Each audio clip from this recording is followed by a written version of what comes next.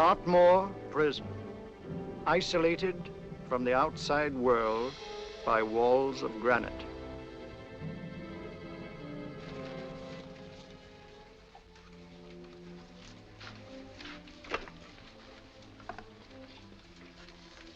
They say you could get out of here by merely telling what you know. You may or may not be another Scotland Yard bloke. But I'll give you the same answer I gave the others. I still have 2 years, 8 months, and 6 days left in which to make musical boxes. That'll be sold at auction for the benefit of this delightful sanctuary. And I intend to serve them.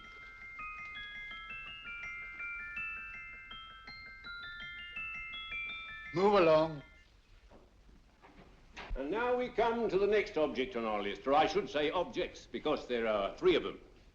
Now, ladies and gentlemen, these can be bought together or separately. Now, these beautiful little musical boxes only arrived this morning, and I didn't intend to put them on the auction block until later, but I'm going to sell them now. So, good friends, as our old pal Mark Antony used to say, lend me your ears. And what do you hear? Right. The beautiful tinkle tinkle of a musical box. What a lovely trinket. What a beautiful gift. Created and made by loving hands. A thing of beauty and utility.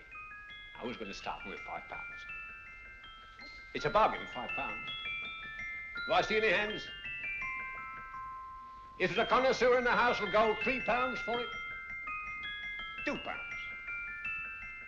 £1. 10 shillings. Thank you, sir. Ladies and gentlemen, 10 shillings is offered for a musical box you couldn't buy anywhere in London for less than £5. It'd be stealing to let it go for 10 shillings, like taking milk from a baby. All right, we're selling for 10 shillings. 10 shillings, 10 shillings is offered, 10 shillings is offered, 10 shillings is offered. And anybody give him £1? Want to give him £1? I won't someone give me a pound. A pound, £1 is offered, £1 is offered, ladies and gentlemen, £1 is offered. It's against you, sir. Will you go to £2? We go to £2, sir. £2. £2 is offered. £2 is offered. Going once, twice, third and the last call. Sold to the gentleman for £2. Sorry, my dear. Now, ladies and gentlemen, comes the opportunity to purchase an exact duplicate of the beautiful little musical box just bought by this gentleman for the ridiculous low price of £2. Now, it's exactly the same. Exactly the same. Made with the same hands. You hear that? Isn't that lovely? That tinkle, tinkle, tinkle, tinkle. Sounds like Bow Bells to me, you know, with little angels pulling on the ropes, eh? Who'll give me £2 for it? Who'll start me with £2? Will anybody start me with £2? Oh, come, ladies and gentlemen. You know, from your enthusiasm, we might all be in Scotland instead of London. Please buy it for me, Daddy. £2, certainly not. We all might be in Scotland. Besides, I don't like his manner. £1, 10 shillings. £1. £1 is ours. £1 is offered. £1 is offered, going £1. Any advance? Going once, going twice. The third and the last call. Sold to the lady for £1. Smart bidding, my dear. Thank you. We come to the third and last of these beautiful little musical boxes. Exactly the same. Tinkle, tinkle. Isn't that lovely? Ladies and gentlemen, I don't bring you here to gull you and swindle you. This is the exact replica of those 2 I just sold before.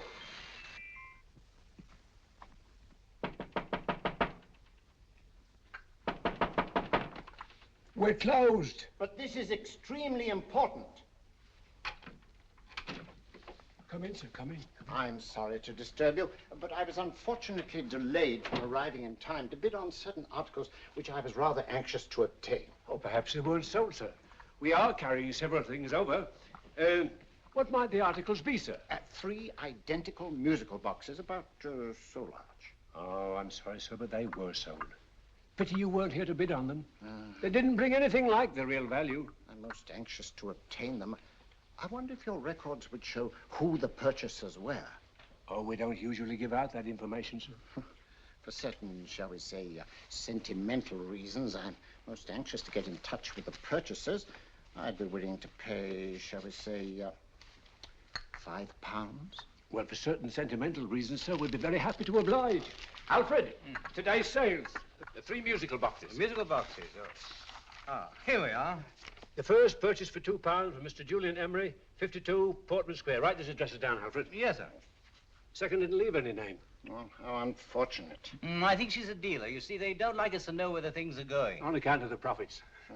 You say the second purchaser was a woman. Can you give me a description of her? Oh, she was a young woman, fairly tall, slender. She had a light complexion and dark hair, and she was wearing A grey suit, don't you remember? That's right. She probably runs a gift shop. She paid £1. You say she comes here fairly frequently? No, I didn't say so. But she does, sir. Like as not, she'll come in on Thursday. We have sales on Mondays and Thursdays. And the third box? The third, Mr. William Kilgore, 143B Hampton Way. For 10 shillings. Quite a drop from £2. Mr. Kilgore was a Scotchman. Well, thank you. You've been most helpful. Oh, thank you, sir. And any time you're passing, dropping, we always have lovely things for sale. How kind, sir? Thank you. I'll be back Thursday.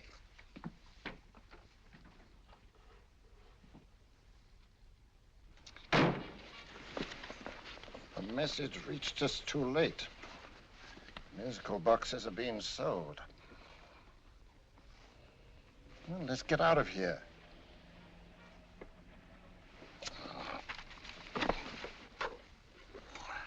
Someday you'll go too far. Reaching for a star, you fool. Yet a fool may touch a star, Colonel Cavanaugh, if he but reach high enough. But not possess it as you would. The musical boxes, they're being sold. What a pity for you, my dear Colonel. Is it my fault that the message reached us only an hour ago?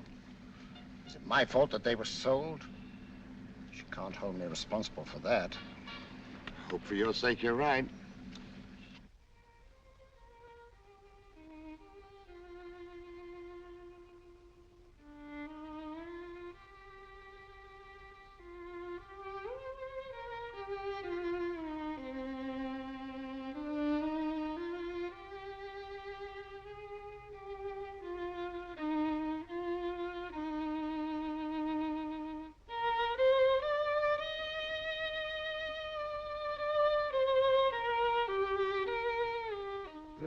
Upon you tonight at 7:45, a gentleman who desires to consult you upon a matter of the very deepest moment.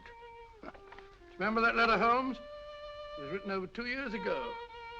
An interesting case, devilishly interesting. Irene Adler.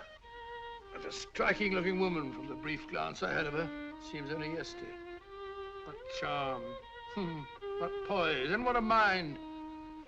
Sharp enough and brilliant enough to outwit the great Sherlock Holmes himself.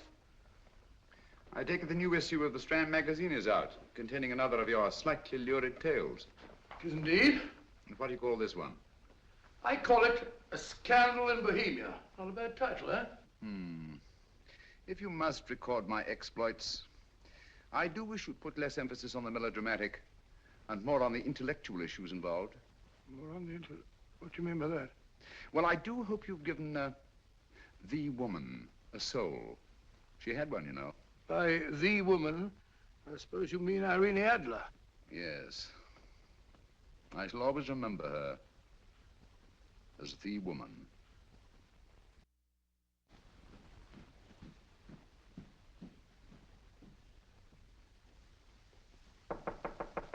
Come in.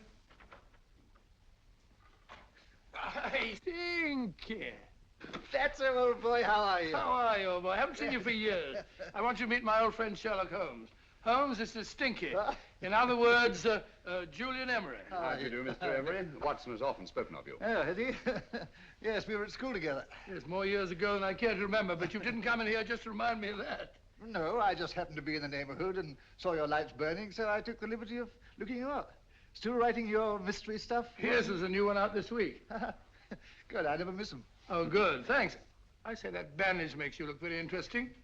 Still poking your nose into other people's business as usual? Who hit you?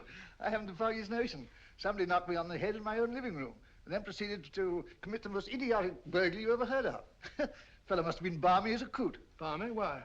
Come sit down, old boy. Would you You like a cup of tea? Oh? Oh, all right. I'll go and tell Mrs. Hudson about it. Yeah. Why do you say the robbery was idiotic, Mr. Emery? Oh, simply from the fact that with about £5,000 worth of musical boxes in my living room, the thief, who I caught in the act, made off with one that isn't even worth £5. I gather you're a collector of musical boxes. Yes, I am indeed. Some of them are very beautiful, but not the one that was stolen. The thief evidently grabbed the first thing that came to his hand when he heard me coming into the room. Still, it's rather odd, isn't it, that having disposed of you, he didn't pick up something more valuable. Mm-hmm. Was there anything unusual about the stolen box? No, nothing at all. No, I picked it up in the south of France, several years ago. You say you have many valuable music boxes, and yet the thief made off with one that isn't worth £5. Sounds like rather an intriguing little problem. Yes, well, I take it that he was just an ordinary petty thief and didn't know the value. That is a possible explanation, and yet I venture to say that the average petty thief has a more extensive knowledge of the value of objets d'art than the average collector. Well, anyway, that's Scotland Yard's theory. They didn't get very excited about it. That's consistent anyway. I wonder if I might see your collection, Mr. Emery. Oh, of course you could, yes. Nothing a collector likes more than showing off his trophies. When would it suit you? No time like the present. Good. My place is just round in Portman Square. Shall we? Yes, right. Hello? Where are you going? Stinky hasn't had his tea yet. Oh, I'm sorry. We're going round to my place, where I'm going to give you something better than tea. Now, this one was made for Louis XV, and is one of the very few still in existence from that period, and a particularly fine specimen at that. Charming, isn't it? Quite.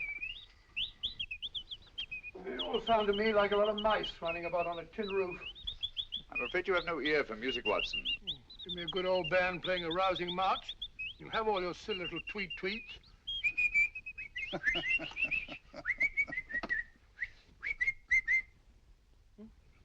Another room. Excuse me.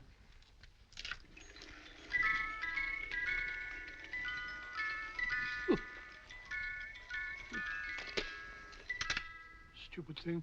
Singing rabbit. What would you say offhand is the value of a box like that, Mr. Emery? Well, it's hard to say offhand, but I think we'll bring about £500 or £600 today. It's the gem of my collection. Yet a thief who steals an oddity like a musical box passes up one worth £500 for one of almost no value at all. Odd. Very odd. What was the stolen box like, Mr. Emery?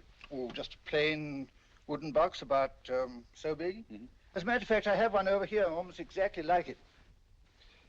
I picked this up yesterday at an auction room in Knightsbridge. Paid only £2 for it. Of course, I wouldn't in the ordinary way add one like this to my collection, but the tune intrigued me. I'd never heard it before.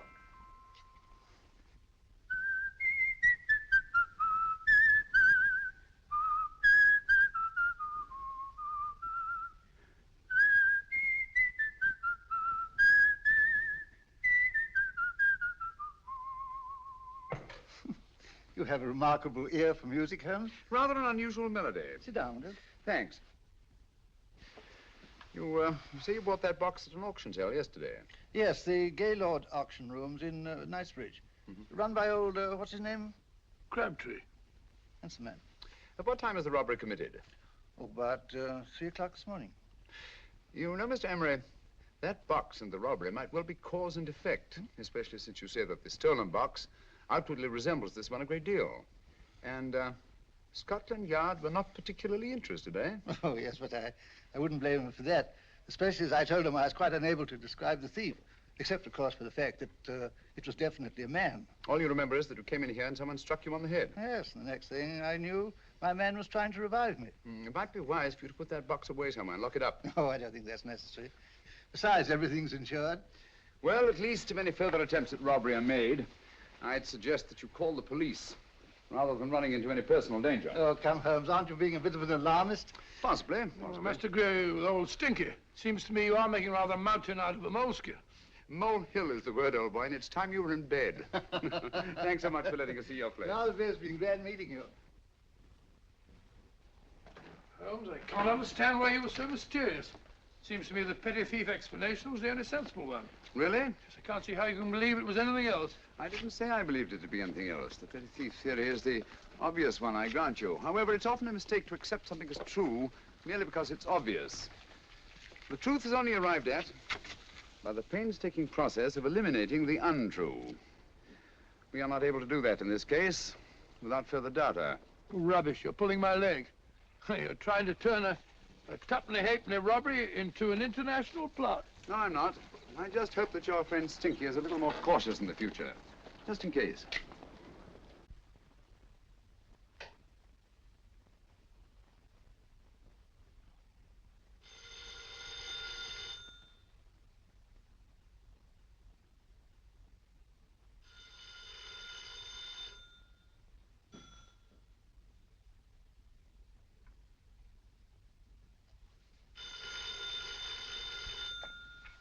Hello? Yeah? Julian Emery here. Who? Why, of course I remember you, Mrs. Courtney. Yes, you're the one bright spot at that appallingly dull affair of Lady Sanford's. Huh? Of course it isn't too late to come round. Yes, I shall be delighted to give you a drink. I tell you what, come straight up and I'll leave the door unlatched. Right, well, 15 minutes? Good. I shall be counting each moment. No, I mean that, really. Right, goodbye.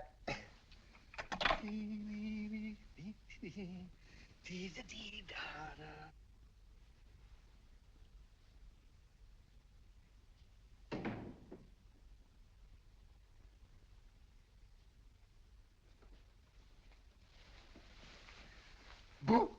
Oh, you startled me. Did I? Yes. Must be the pixie in me. I know I shouldn't have called you so late, but I was at a party just around the corner, and I remembered your invitation to see your collection of musical boxes. My dear Mrs. Courtney, pleasure is all the greater for being so unexpected. My friends call me Hilda. Thanks. Mine call me Stinky. Stinky, how quaint. Oh, what a perfectly wonderful collection of musical boxes. You know, when you told me you had a collection, I had no idea it was so attractive. Yes. They appeal to the ear as well as to the eye. Oh, what a plain little one. Why, it looks just like a country cousin amid all this grandeur. No. You mustn't underestimate the country cousin.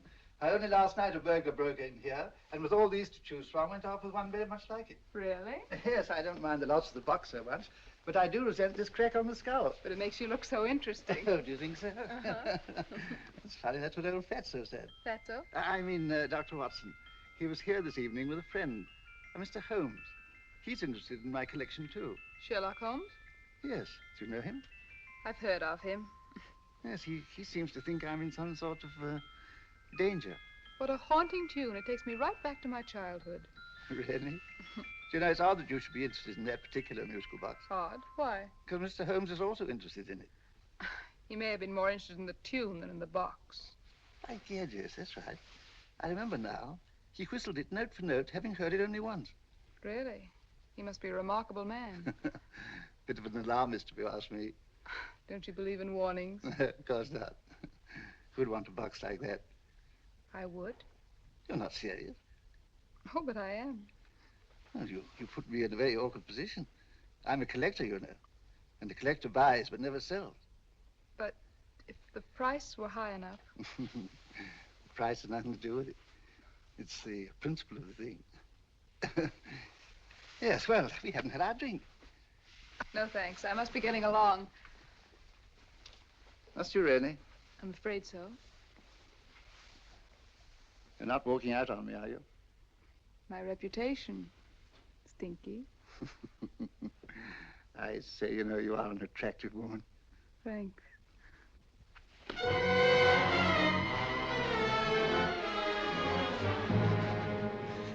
You fool. I told you to wait outside. What did you have to kill him for? All I had to do was walk out with this. He held you in his arms. Don't touch him. Don't touch anything. Now get out. I'm sorry. You're sorry. What about me? This is murder. What about Scotland Yard? What about Sherlock Holmes? Now get out!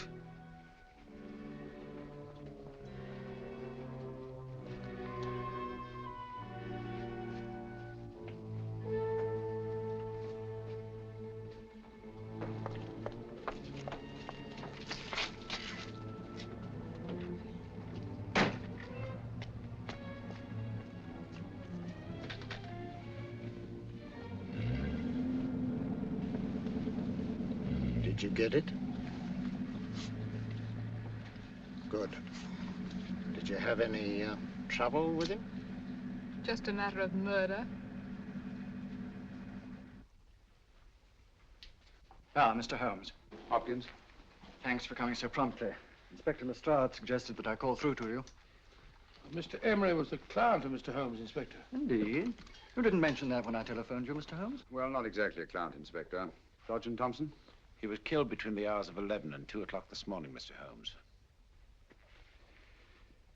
Must have been someone he knew, someone of whom he had no suspicion. Poor old Stinky. It's all my fault. I should have prevented this. Well, it's no time to start talking about that now, Doctor. Apparently it's gone. That's the second attempt on the musical box that Emery bought at the auction sale. And this time it was successful. But that box was only worth £2. It was worth a man's life, Watson. I think we'd better pay a visit to Gaylord's auction room and that fellow Crabtree. Inspector, may I suggest that you make a complete search of this flat for a small, plain, musical box about that size. Thank you. Come on, Watson. You say the first box went to Mr. Julian Emery. The second to Mr. Kilgore, 143B Hampton Way. And the third to the unidentified young lady who presumably has a shop and lives near Golders Green. That's right, Mr. Holmes. Isn't it rather strange, Mr. Crabtree, that you should have had 3 identical musical boxes all playing the same tune? Where'd they come from? Dartmoor Prison. Dartmoor? Yeah, we get a regular shipment from there every month. The inmates manufacture them. Well, they make all kinds of things, you know, pipe racks, waste paper baskets, musical boxes. Did you happen to notice if anyone showed any particular interest during the auction in the purchasers of these 3 boxes? Oh, come now, Mr. Crabtree. This is very literally a matter of life and death. Well, since you put it that way, Mr. Holmes, there was a gentleman came in here about an hour after closing time, and he was in an awful state, he was. He gave me £5 to tell him where the boxes had gone to. He said they had a sentimental value for him, sir. Expensive sentiment. Can you describe him? Well, he was tall, distinguished looking, and he had grey hair and a moustache. He was quite a gentleman, sir. What was his reaction when you were unable to supply him with the address of the young lady who owned the shop? I told him the young lady usually come back on Thursday. He said he'd come back on Thursday. Now, that's tomorrow. Thank you, Mr. Crabtree. You've been very helpful. Thank you. Come along, Watson. Where are we going now, Holmes? To the home of Mr. Kilgore, the man who bought the 3rd box.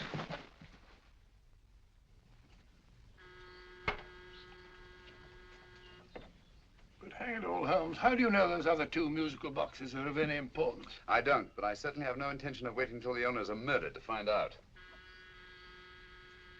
No one at home. I hope that's the explanation. I'll have a look through this window.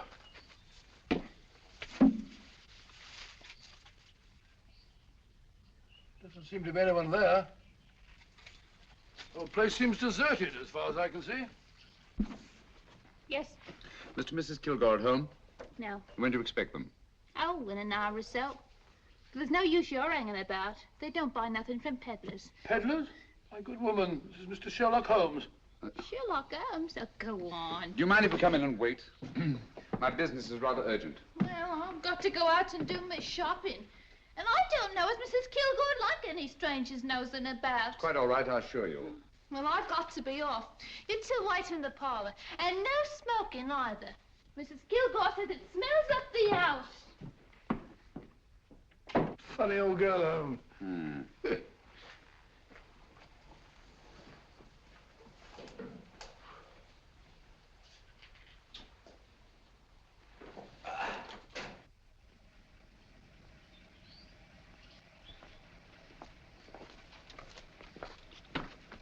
Park Lane. Park Lane? And what would the likes of you be doing in Park Lane? Now, don't worry about the fare, Ducky. If you knows how to get to Park Lane, up it.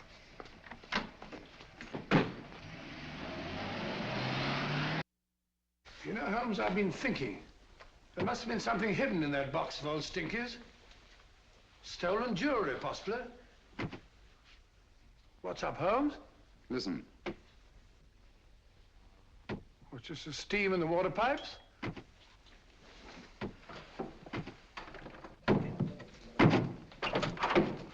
Watson!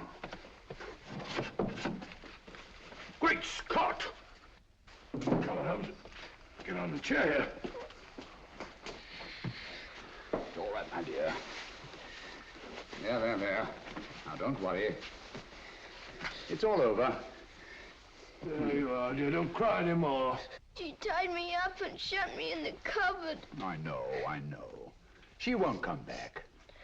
Did you show her your new musical box? Yes, she said she wanted to hear it play, and as soon as I showed it to her, she grabbed hold of No, I it. know. Now, don't worry. We'll buy you a new musical box. Yes, my dear, the best one in London. Watson. Oh, what a fool I've been. What do you mean, Holmes? She took the musical box out of this house in that market basket, right under our very noses. Why could the Kilgore charwoman want to take the music box? She isn't the Kilgore charwoman. She's a consummate actress. An extremely clever, unscrupulous woman who will stop at nothing. Take care of the child, will you, Wolfella, till our parents get back. Explain everything to them. Of course I will. But, Holmes, where are you going? Somewhere, somehow, I must get to the young lady who bought that third musical box before our opponents find her. I only hope that I won't be too late. Oh, no. No, darling, you mustn't cry anymore. Now, cheer up. Would you like to hear old Uncle make a noise like a duck?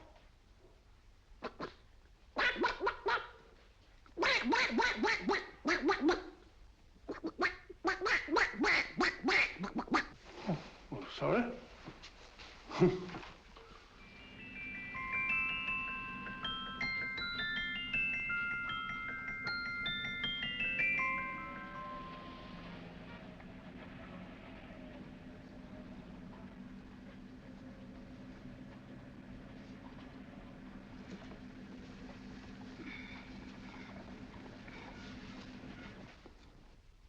Now, ladies and gentlemen, how much am I offered for this beautiful lace Dresden china figurine? A lady of the French court. Now, this is the genuine article. What a beautiful ornament for your mantelpiece. Or you could use it as a centerpiece on the dining room table. Now, will somebody start me for £10? Will somebody start me for £10? £8? £7? All right, £5 is offered, £5 is offered, £5 is offered, £5.10, £5.15, £5.15.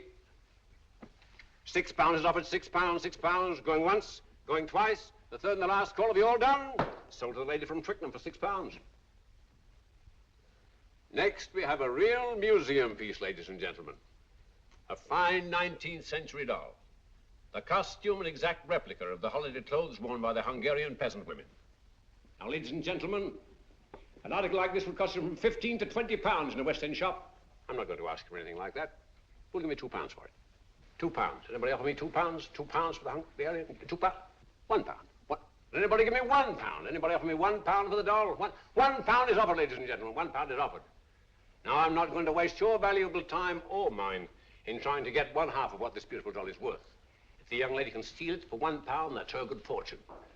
So it's going once, it's going twice, the third and last call. Any more? Sold to the young lady for £1.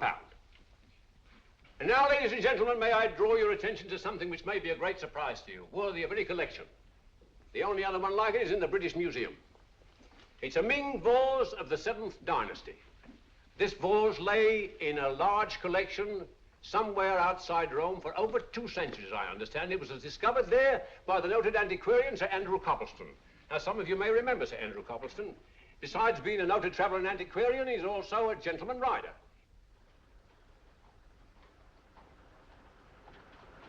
The girl with the parcel in her hands, that's her. Are you sure that's the girl? Well, she fits perfectly the auctioneer's description. Follow her, Hamid.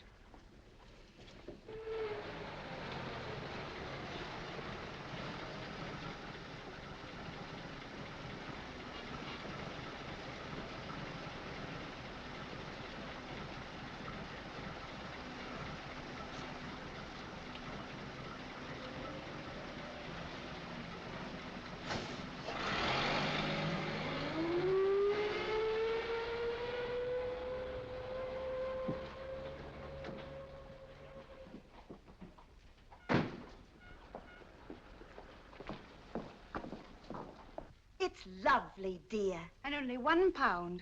We can get at least 3 for it. Easily. I'll go make some tea. I could do with a cup. Right.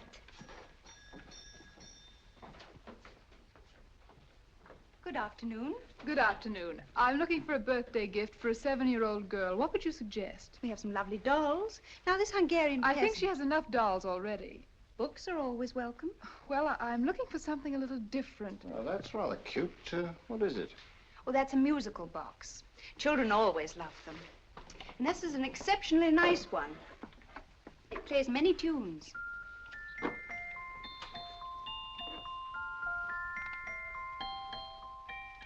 Have you any others? Yes. If you'll just step this way. I have only 2 left.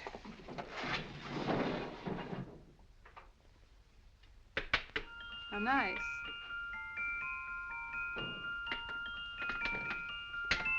Are you sure this is all you have? I'm sorry. They're rather hard to find, you know. That's our entire allotment. I did have one other, but I sold it earlier this afternoon. But it was only a plain wooden one. It wouldn't have been a very nice gift for a child. Really? Do you happen to know who the purchaser was? Why, yes. He left his card, just in case anyone should inquire for him.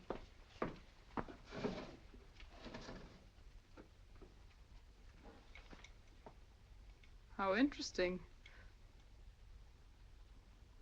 I'm sorry, but I'm afraid I'll have to look a bit further.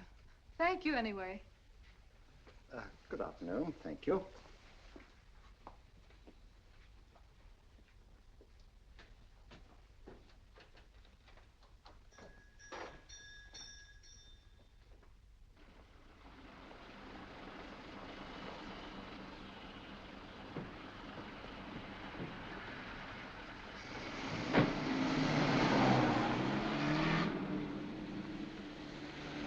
Heavy! Follow that cab. Here now, what? Scotland Yard. Hop in.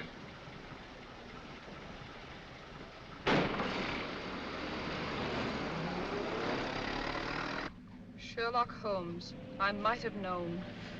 We thought we were the hunters, instead of which we're the hunted. We've been fools. We played right into his hands. Of course. He's had us followed. Don't look. The man in front of the toy shop. Hamid, turn sharp right at the next corner and again at the next.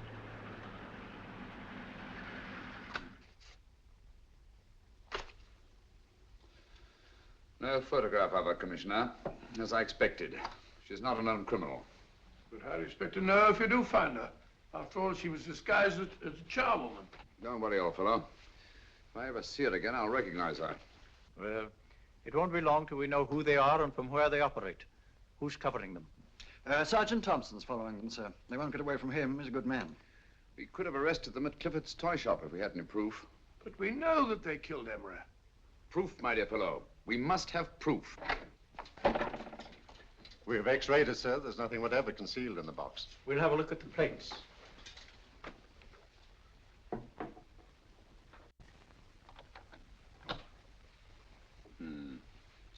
There must be some clue. And it's probably so obvious that we've all overlooked it. Seems to me we're up against a bunch of lunatics. Not lunatics, my dear fellow. Extremely astute, cold-blooded murderers. What can these little musical boxes have in them that's so important? Don't forget, they were made in Dartmoor prison. You can smuggle stuff into prison, but not out. Do you want us to break the box apart, sir, to see if there's anything the x-ray hasn't caught? No, not yet. Do you mind if I take it? Certainly. Thanks.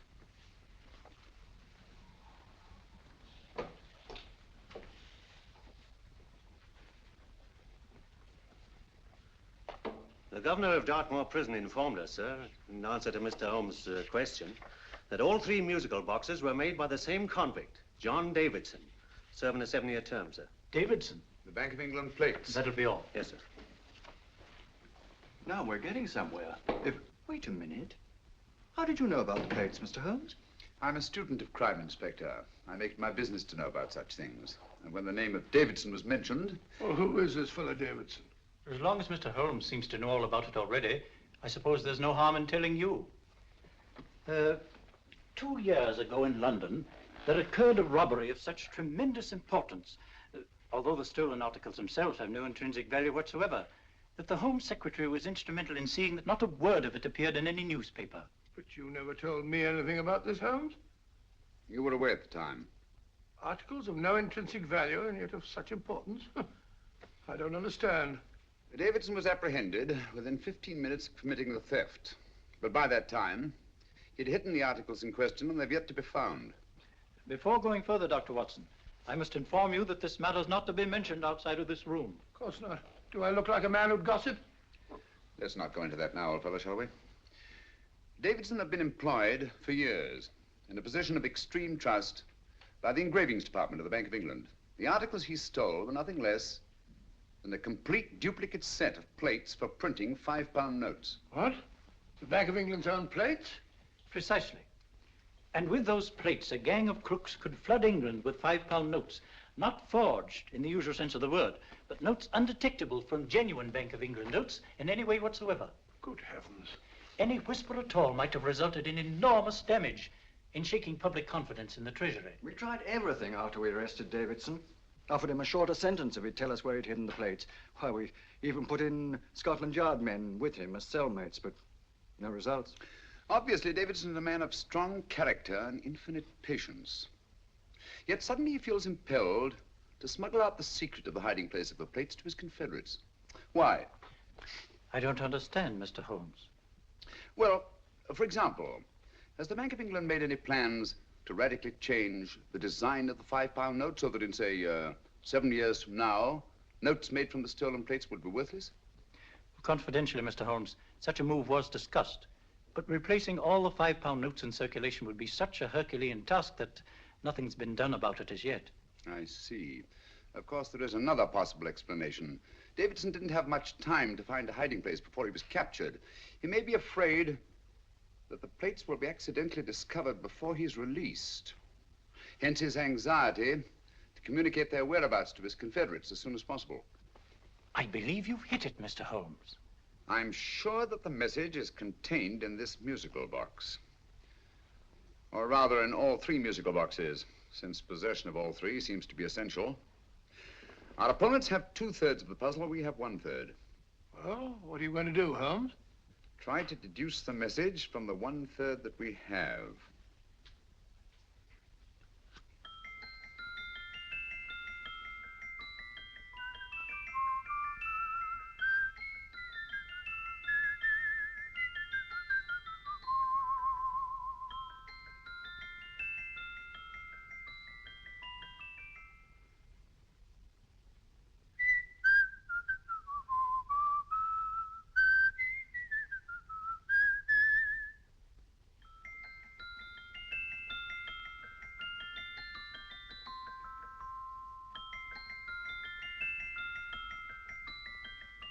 It's the same tune as the one played by Emery's musical box.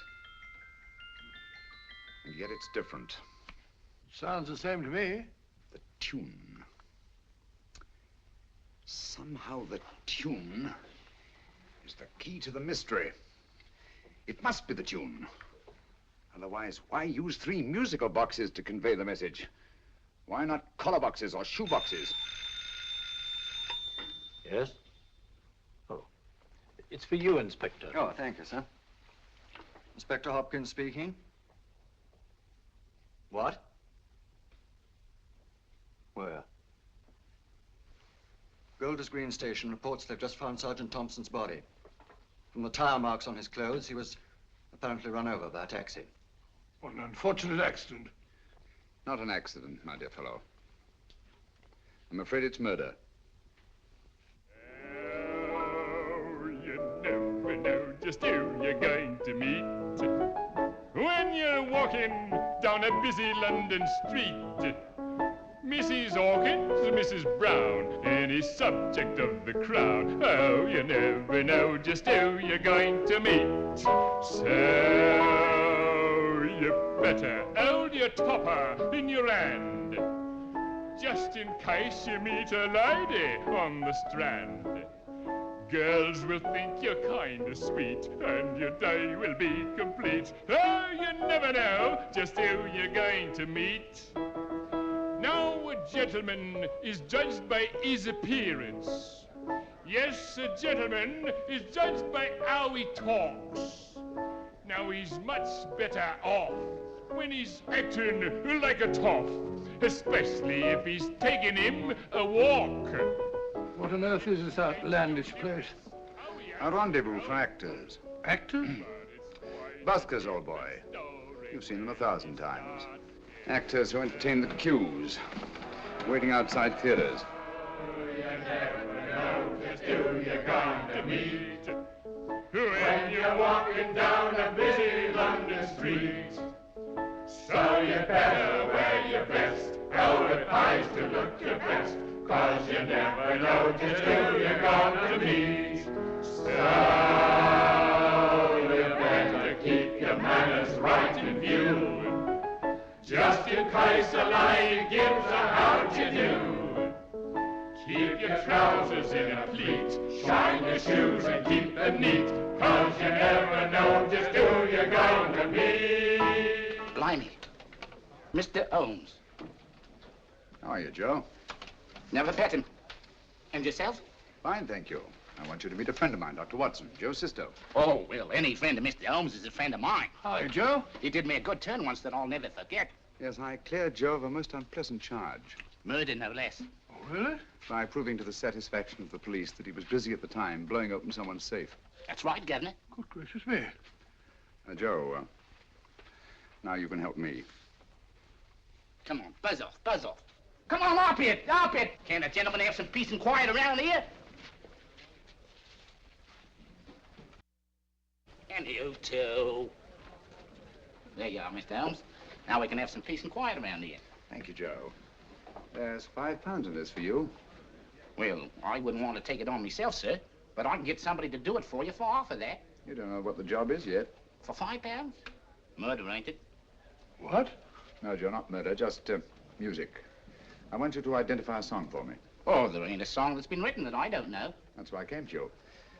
Of course, the violin is more my instrument, but, oh, well, here we go. Now, listen to this, Joe.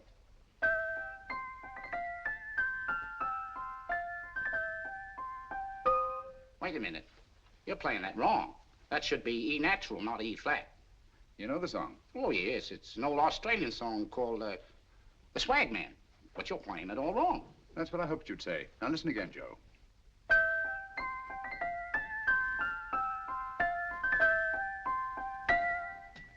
That's the same tune, all right, but you're making different mistakes than you did the first time.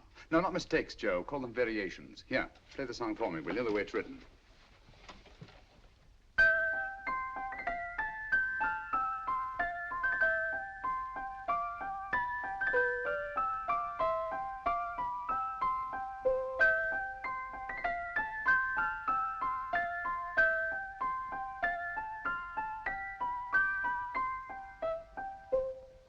There you are. Thank you, Joe. What's it mean, Holmes? Are you onto something? Perhaps. I don't know yet. It's probably a code of some sort. Joe, could you write the song down for me, the way it was originally written? Oh, sure, Mr. Holmes. But it'll take a few minutes. Here, Mabel. Pale ale. Come on, up to it. Along with it.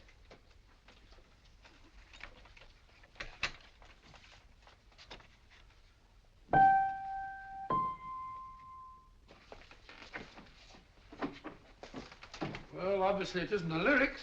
No combination of those words made any sense at all. The variations in the way Emery's musical box played the tune are different from the variations in the one we have. You sure? Quite. You see, I took the trouble to memorize the tune as played by Emery's box that night we were with him in his flat. Holmes, you amaze me. Elementary, my dear fellow. One of the first principles in solving crime is never to disregard anything, no matter how trivial. But why the 3 boxes? Why not 1? Because the message was obviously too long to be conveyed by any one variation.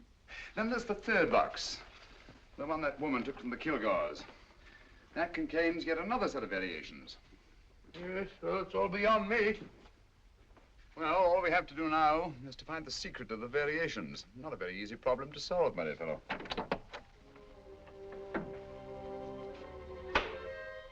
Hello. What's up? We've had company.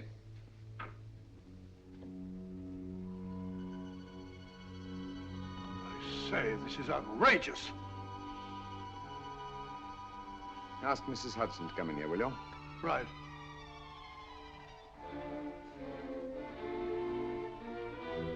Mrs. Hudson? Yes? Oh, there you are. Will you come up here at once, please? Oh, coming, sir.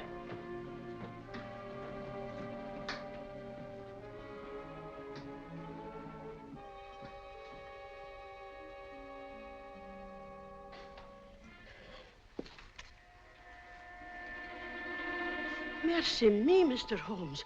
What has happened? Who called while we were out, Mrs. Hudson? Just a young lady. The one who said you wanted her to wait for you. And a nice-looking old gentleman with Our her. friends again, Watson. Friends? What did the young lady look like? Oh, I couldn't see her face. She had a heavy black veil on. But she had such a nice way with her. Oh, I'm sorry, Mr. Holmes, if I've done anything wrong. But you did say I should always let clients come in and wait for you. Don't worry, Mrs. Hudson, don't worry. You had no way of knowing. It's quite all right, quite all right. Now, don't worry, Mrs. Hudson. Don't worry. Well, where on earth's the musical box? They didn't get it. Didn't get it? Where is it? It's in your hand. Huh? In that biscuit jar. Take the biscuits off the top. Now put your hand inside, and you'll find the music box. Well done, Holmes. Well done. Amazing.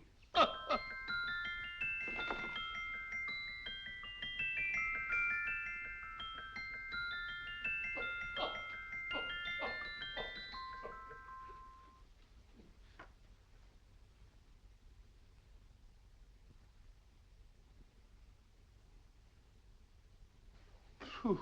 Nice fresh smell. Like a pub after closing time.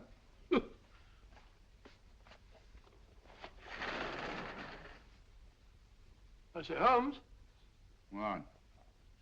it's morning. Allow me to congratulate you on a brilliant bit of deduction.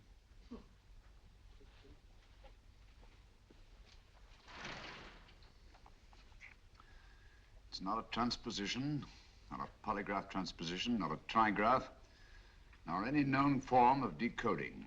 How about the Morse code? Have you tried that? Yes, at about 3 o'clock this morning. I'm sorry, old man. I was only trying to help.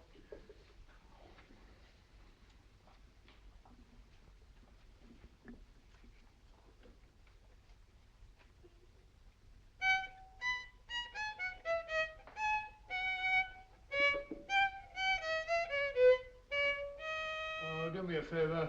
Not again. Must have heard that thing 1,000 times. Kept me awake all night.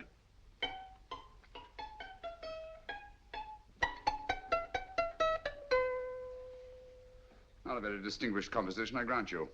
You know perfectly well I don't know one tune from the other. When I was a kid, my people tried to have me taught the piano. I've always felt sorry for that old teacher of mine. The poor old girl finally reached the point of numbering the keys for me. 1, 2, 3, 4. Even then, I never progressed beyond... Numbering the keys, Watson. The 19th key of the keyboard is the 19th letter of the alphabet. S. Here. Write it down when I give it to you, old fellow, will you? The first altered note. Write S first. Now, the 8th key is H. The 5th key, E. The 12th key, L. The 6th key, F. S-H-E-L-F. Shelf. Your piano lessons were not in vain, old fellow. You've solved it. Thank you. Thanks, old bean. Hold it. We now have 2/3 of a message. Behind books, third shelf, secretary, Dr. S. Presumably, these are the first and second portions of the message. And this gang has the first and third parts of it. Precisely. Then it's a stalemate? Yes, Commissioner, but we can't leave it like that. There's no doubt in my mind that they'll try to secure our third of the message that's missing.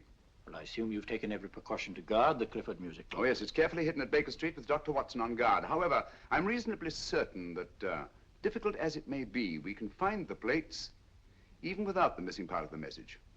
Behind books, third shelf, secretary, Dr. S. Well, outside of the fact that Davidson hid the Bank of England plate somewhere in London, Mr. Holmes, I don't see that we've progressed at all. Allow me to point out to you, sir, the key words Dr. S. It looks as if the plates were hidden in the house of the doctor. Whether S stands for his first or last initial remains to be determined by a process of elimination. Well, there must be 10,000 doctors in London with S for a first or last initial. Precisely. And every one of them will have to be questioned in person. That's why I say this is a task for Scotland Yard. It's a task, all right. But Scotland Yard has searched worse haystacks and found the needle. Well, for the time being, I'll leave the matter in your hands, gentlemen. We'll call you if and when we get a lead on our mysterious Dr. S. Thank you. In the meantime, I intend to follow up a little clue concerning a cigarette.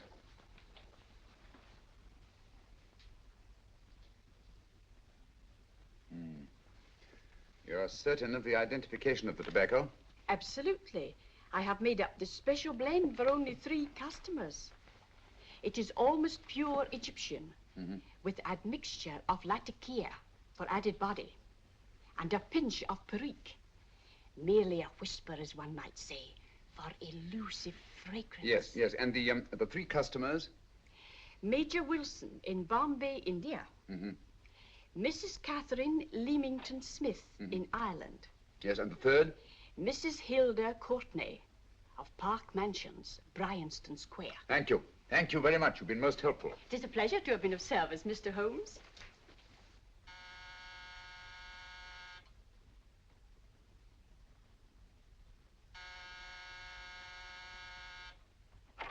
Yes?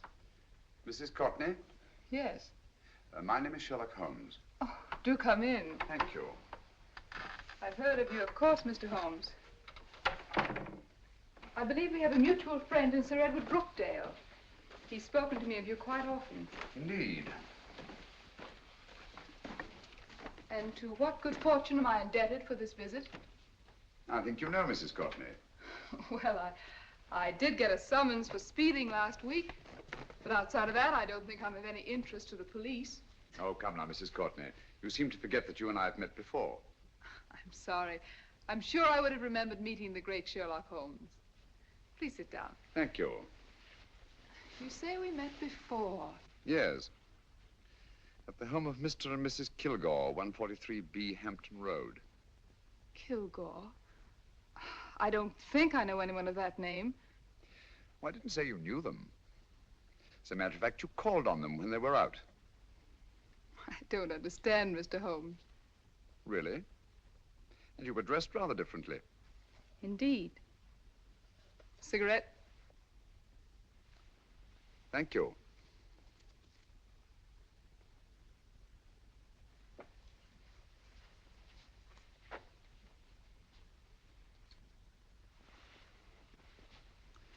Thank you.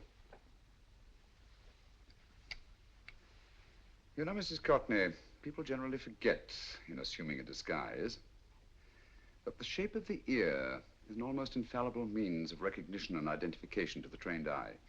Evidently, you've mistaken me for someone else. Oh, no, not at all. Though naturally, I expected your denial. But when you paid your visit to my rooms at Baker Street, you carelessly left behind another identification. They're, identical, aren't they? Yes, I must admit they are. You see, Mr. Holmes, to catch one as clever as you, I had to use a very special lure. I knew you'd be unable to resist the bait of my cigarette, having read with great interest your monograph on the ashes of 140 different varieties of tobacco. I should advise you not to move, Mr. Holmes. I must congratulate you on your ingenuity, Mrs. Courtney. It was indeed a brilliantly designed trap. Thank you, Mr. Holmes. Praise from a master is indeed gratifying. I shall always cherish the memory of your flattering words. Memory? Precisely. I'm afraid these gentlemen have a most regrettable task to perform. Unless, of course, you care to turn over the missing musical box with your pledge to take no action against us in the future. I'm afraid that will be impossible. I thought that would be your answer. Hamid! Careful! Careful. There's no need to be unnecessarily rough with our distinguished guest. You realize, Mr. Holmes, that your demise will not take place here. The corpus delicti, you know. Well, naturally. Shall we go? It so fearfully awkward having a dead body lying about. Don't you agree, Mr. Holmes? Another dead body shouldn't weigh too heavily on your conscience, Mrs. Courtney.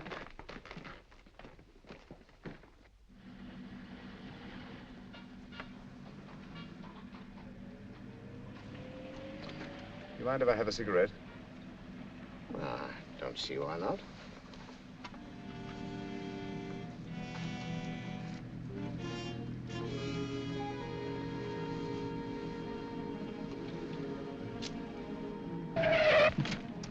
Be careful, Hamid. It's the brakes, they bind.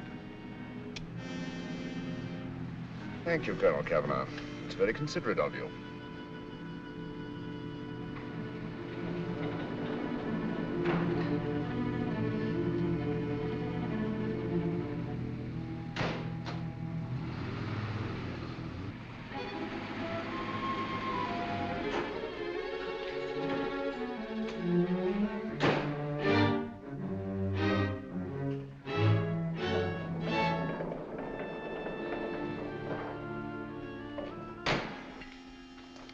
You'll be happy to know, Mr. Holmes, that your death will be a painless one. Hamid, attach this to the motor of the taxi. That little attachment, my dear Mr. Holmes, contains the deadly fluid known as monosulfide. The Germans use it with gratifying results in removing their undesirables.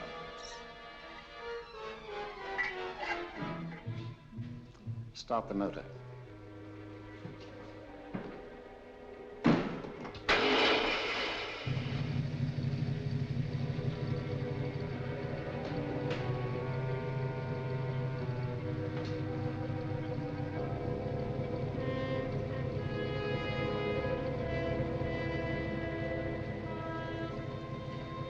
Tape his mouth.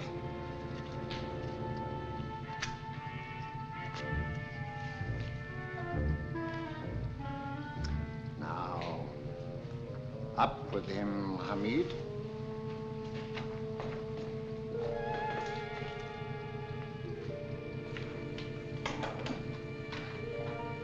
You find yourself like Muhammad's coffin, Mr. Holmes, suspended between heaven and earth.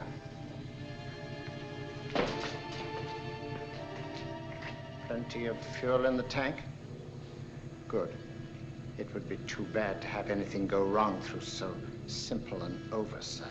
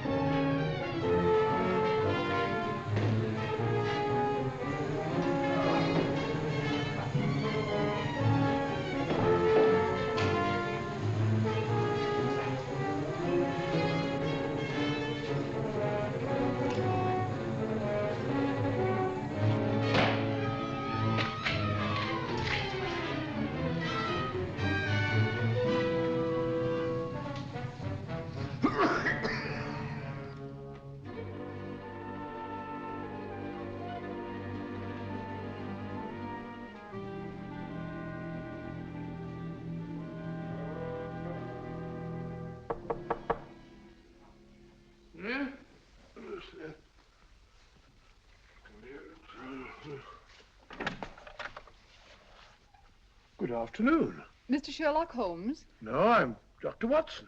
Oh, of course, Dr. Watson. How stupid of me. Oh, so this is stupid of me. Won't you come in? Well, I really came to see Mr. Holmes. Oh, I'm afraid he's out. I don't know when he'll be back. Perhaps there's something I can do. Won't you sit down? Thank you. You know, Sherlock Holmes and I have been engaged on a great many cases. Oh, really? Yes, indeed. As a matter of fact, this very moment, we're involved in one of the most baffling... Oh, well, won't you tell me your trouble, and I may be able to help you. That's very kind of you, Dr. Watson. Perhaps if I wouldn't be imposing too much. Imposing? Oh, there's no imposition. No imposition at all. A pleasure, I assure you. Now, tell me all about it, Miss Williams. Mrs. Williams. I live in Surrey, Dr. Watson, and I've come up to London in sheer desperation. My only sister has disappeared, and the local police seem utterly unable to find her. Well, Holmes and I solved a case exactly like that once. Very interesting as far as I remember. I call it the adventure of the solitary cyclist. Oh, sorry. Now I come to think of it, it wasn't so very similar. Entirely different. I don't think what I was saying. Where were we? She's only 17, Dr. Watson, and until she disappeared last Thursday, she seemed to be in the best of spirits. Well, possibly a romantic entanglement? Oh, no, nothing of the sort. She left no note, didn't even pack a bag, no explanation. She just started to walk to the village from our house in broad daylight and simply vanished from the face of the earth. Oh, there. Might I have a glass of water? Glass of water. I'll have one in 1 minute.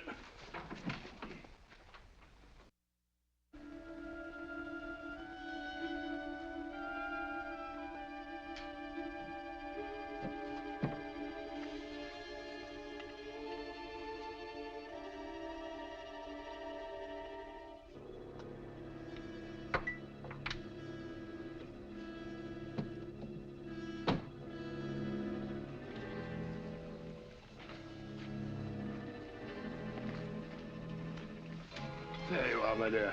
Thank you, Dr. Watson. No, you're not to cry anymore. You must pull yourself together. I feel much better already knowing that you're going to help me. Oh, Dr. Watson, look! Good heavens! Oh. Get through the fire brigade, quickly!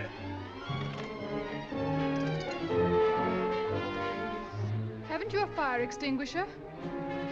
By Jove, we have in the kitchen.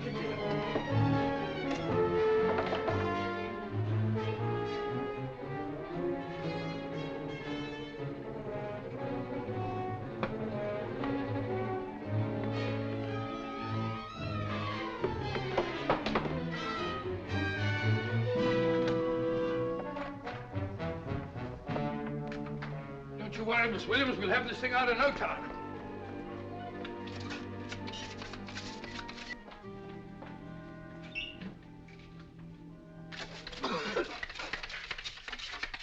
That's got it. Get some air. Well, you see, there was no need for the fire brigade after all. I hope you weren't too frightened, Miss Williams.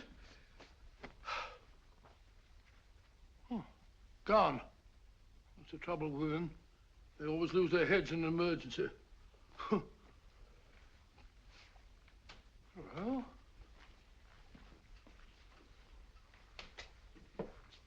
a musical box. Great Scott! Miss Williams!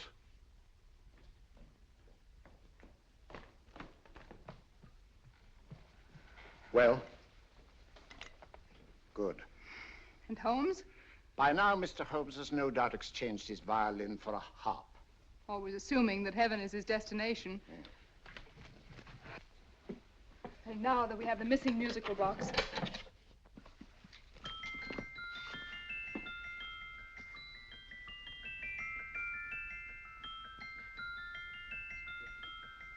Nineteenth note.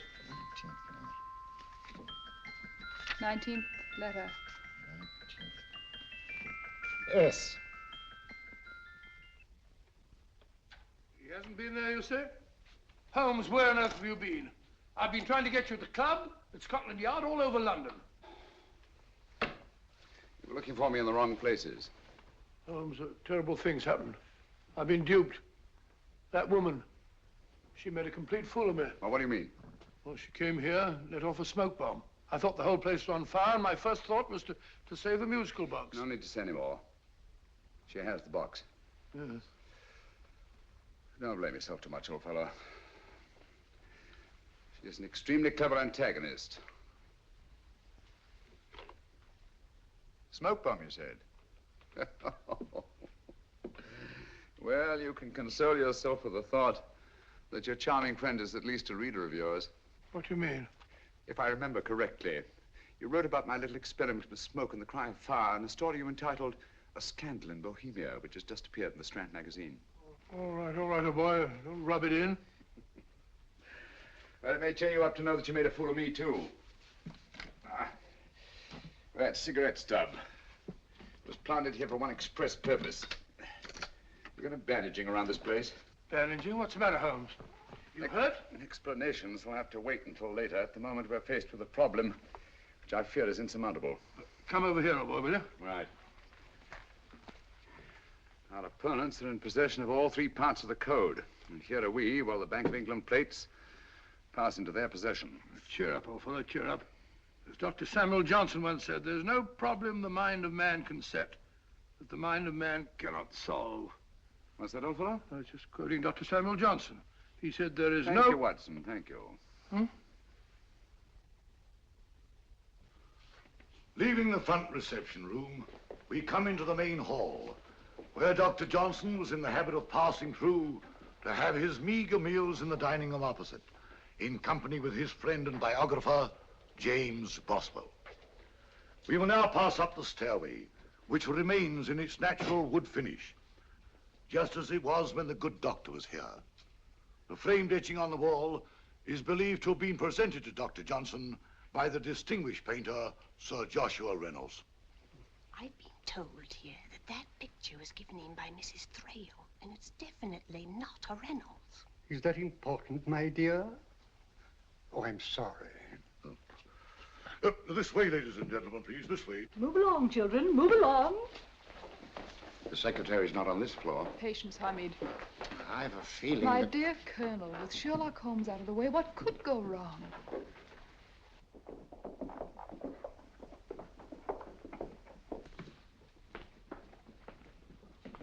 And here we have the Garrett Library, in which Dr. Johnson wrote his famous dictionary, and in which you will see also many of the great man's books and other items of interest.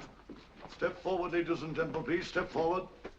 Standing in the corner is the secretary, which contains many of the original works by the literary genius. On this table, Dr. Johnson's cat, Hodge, used to sleep while his master worked. A strange thing about this cat, ladies and gentlemen, was its love of oysters. They do say that the dear doctor often went hungry to find the cat that delicacy. What a pity. Now we will visit the grey room, which is immediately below us, in which you will see the very bed in which Dr. Johnson died. What did he die of? Gout. Just gout. This way, ladies and gentlemen. Mind the steps, please.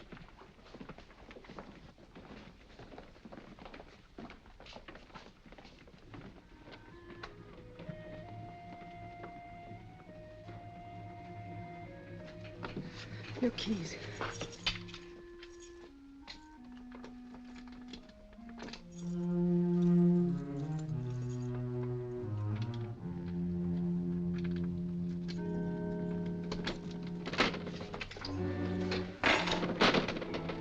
Third shelf up.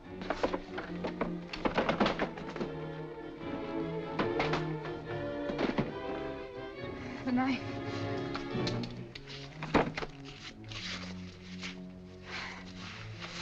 Gentlemen, the Bank of England plates. Well, Mrs. Courtney, so we meet again. No, I shouldn't do that if I were you, Colonel Cavanaugh. I must congratulate you, Mr. Holmes. You're far more clever than I thought. Thank you, Mrs. Courtney. Praise from you is indeed gratifying. I shall always cherish the memory of your flattering words. Memory? Oh, thank you. And now I have a most regrettable task to perform.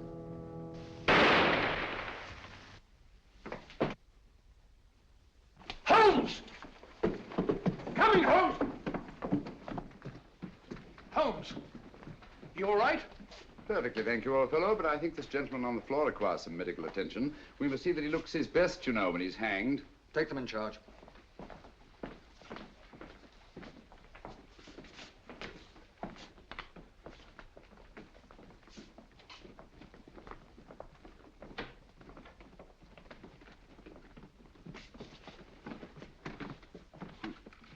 A brilliant antagonist. It's a pity her talents were so misdirected. Will you see that these plates are returned to the Bank of England, Inspector? I still don't understand how you solved it, Mr. Holmes. It's entirely due to Dr. Watson. He gave me the clue when he mentioned Dr. Samuel Johnson. Well, congratulations, Doctor. Oh, thank you, Inspector. I don't think I'd have done it entirely without Mr. Holmes's help, you know.